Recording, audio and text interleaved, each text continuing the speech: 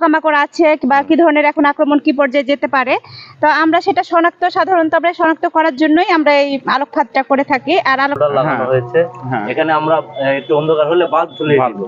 এখন পানিতে detergent powder অথবা শ্যাম্পু দিব যাতে আলো আকর্ষণে পোকা আসার পরে নিচে পড়ে আটকে যায়। আপনি এটা কি শ্যাম্পু দিচ্ছেন? হ্যাঁ, শ্যাম্পু দিচ্ছি। আচ্ছা, এক প্যাকেটে হবে না আরো বেশি দিতে হবে? না, তো আমরা আর কিছুক্ষণের মধ্যে দেখতে পাবো যে এই পাশের জমিগুলোতে ক্ষতিকর কি ধরনের পোকা রয়েছে, তো সেগুলো শনাক্তকরণ করার জন্য আমরা এই আলোক ফাঁদ পদ্ধতি অনুসরণ করে থাকি।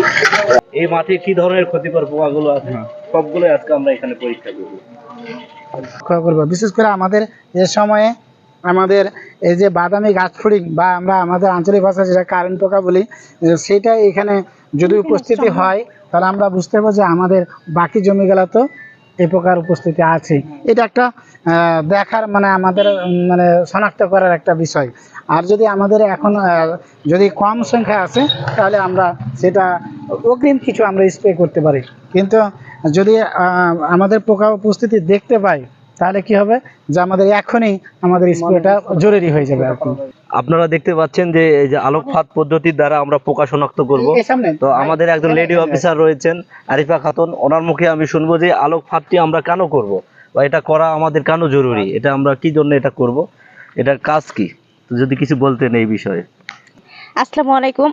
অসংখ্য ধন্যবাদ আমার সহকর্মী মামুন ভাইকে যে আমরা যে আলোক ফাঁদটা এখানে শুরু করেছি। কারণ আমাদের এই মাঠে কি ধরনের পোকামাকড় আছে বা কি ধরনের এখন আক্রমণ কি পর্যায়ে যেতে পারে, তো আমরা সেটা সাধারণত আমরা শনাক্ত করার জন্যই আমরা এই আলোক ফাঁদটা করে থাকি। আর আলোক ফাঁদের মাধ্যমে যে পোকাগুলো আসবে তখনই আমরা বুঝতে পারবো যে আসলে আমাদের কতটুকু বেশ স্প্রে করতে হবে বা কি ধরনের কোন পোকার জন্য আমাদের কি দিতে হবে। আমরা এটা কৃষকদের পরামর্শ দিতে পারবো বা আমরা কৃষকদের সেভাবে সচেতন করতে পারবো।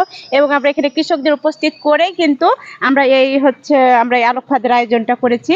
আর এটা আমরা প্রত্যেক ব্লকে সাধারণত আমরা 10টি করে এই টার্গেটটা করে থাকি।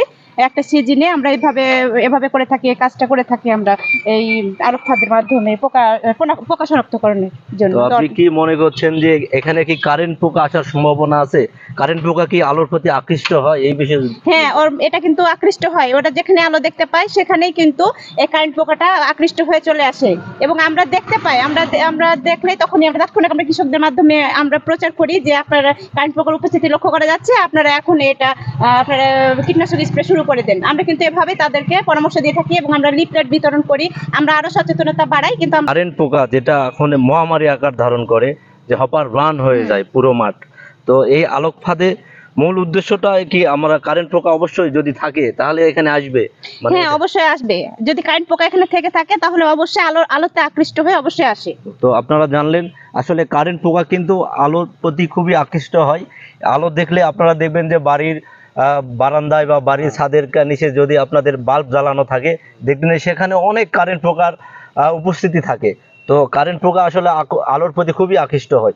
এই কারণে এই পদ্ধতিটার সবচাইতে মূল বিষয়টা হলো যে কারেন্ট পোকা আপনার এই মাঠে যে কারেন্ট পোকার উপস্থিতি আছে কিনা সেটা জানার জন্য এটা খুবই একটা ভালো পদ্ধতি। তো এই ধরনের পদ্ধতি আপনারাও ব্যবহার করে কারেন্ট পোকার উপস্থিতি শনাক্ত করে আপনারা মাঠে কীটনাশক স্প্রে করেন, যাতে করে কারেন্ট পোকার যে মহামারী বা হপার ব্রান যেটা হয় এটা থেকে যাতে আমরা রক্ষা পেতে পারি। তো ধন্যবাদ আপনাকে। তো আপনারা সাথে থাকুন, আমরা দেখবো যে এখানে কতগুলো কারেন্ট পোকা এবং পাশাপাশি আরো কি ধরনের ক্ষতিকর পোকা, যেমন মাজার মত রয়েছে, জেএলএইচ রয়েছে, আরো কি ধরনের ক্ষতিকর পোকা এখানে উপস্থিত হয় সবগুলো আমরা আপনাদেরকে গুণে দেখাবো ইনশাআল্লাহ। আমাদের সিনিয়র উপসহকারী কৃষি অফিসার সাত্তার ভাই আছেন, ওনার কাছে আমি জানবো যে এখানে উনি কি কি ক্ষতিকর পোকা পেলেন, উনি একটু আমাদের শনাক্ত করে দিবেন যে এখানে এই আলোর আকর্ষণে কি ধরনের ক্ষতিকর পোকাগুলো আসছে এবং সেগুলোর পরিমাণ জানবো ওনার কাছে। ড্যামসেল ফ্লাই, এই যে দেখছেন না লম্বা, এই যে এটাই কিন্তু ড্যামসেল ফ্লাই। হ্যাঁ, এটা ড্যামসেল ফ্লাই এবং ড্যামসেল ফ্লাই আছে। এবং এই যে দেখেন এগুলো কিন্তু কারেন্ট পোকা, এই যে এগুলো হচ্ছে কারেন্ট পোকা।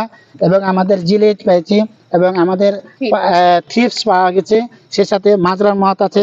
এই যে এটা কি উঠতেছে? মাজরা মত, এটাই মাজরার মত, মাজরার মত, মানে পূর্ণাঙ্গ মাজরা। হ্যাঁ, পূর্ণাঙ্গ আমাদের মত। তো আমরা আমাদের এই মুহূর্তে আপনাদের প্রতি আমাদের যে বার্তা দিতে চাচ্ছি সেটা হলো, আমাদের ধানের জমিতে 2 হাত পর পর ফাঁড়ি দিয়ে রাখবো, এবং ফাঁড়ি দেওয়ার পরে আমাদের নিতেন পাইরাম পাইমেট্রিজিন গ্রুপ, অর্থাৎ আমাদের বিশেষ করে স্প্লেন্ডার বা আমাদের হপার শট বা নিট শট, যে কোনো আপনার নিতেন পাইরাম পাইমেট্রিজিন গ্রুপ আছে, সেগুলো আমরা ধানের জমি ফাঁড়ি দেওয়া ধান গাছের গোড়ার দিকে আমরা স্প্রে করব।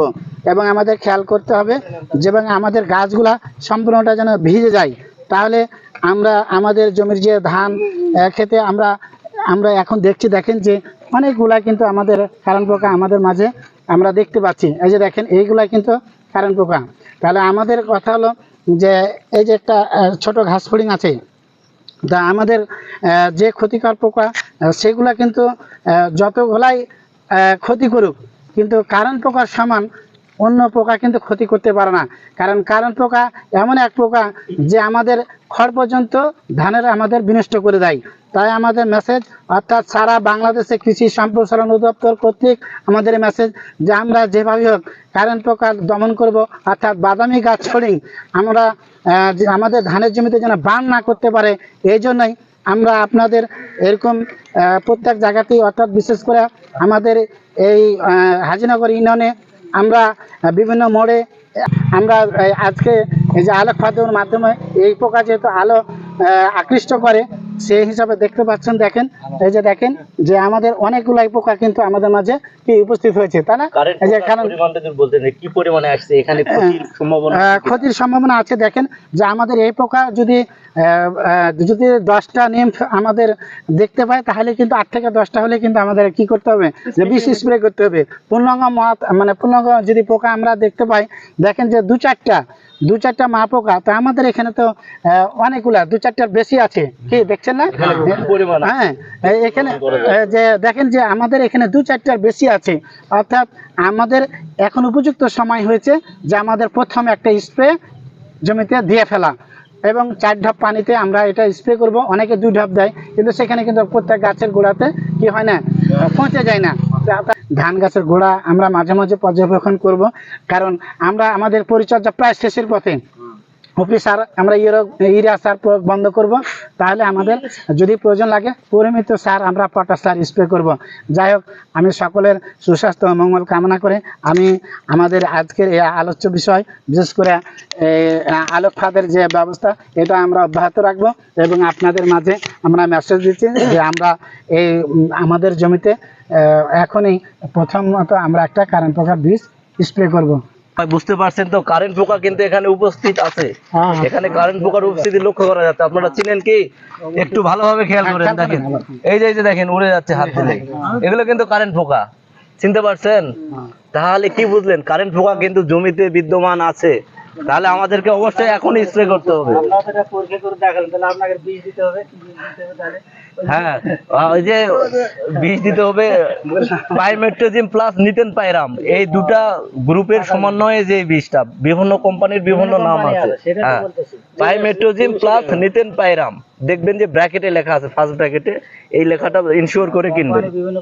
হ্যাঁ, কিন্তু এই গ্রুপটা দেখে কিনলে এই যে এখানে কিন্তু লেগে আছে, এই যে এটা কি ক্যামেরা আসছে?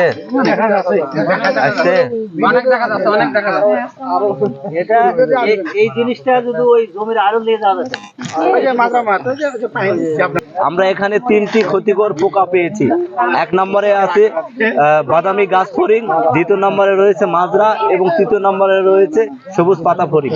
তো এই 3টি ক্ষতিকর পোকার উপস্থিতি আমরা পেয়েছি, তাই আমরা কৃষকদেরকে পরামর্শ দিয়ে যাচ্ছি যত তাড়াতাড়ি সম্ভব ওনারা 10 গোছা পর সারি বিলি করে জমিতে কারেন্ট পোকার যে কীটনাশক রয়েছে সেগুলো স্প্রে করবেন, তাহলে ভবিষ্যতে যে ক্ষতি সম্ভাবনা রয়েছে সেটা থেকে ওনারা রেহাই পাবে।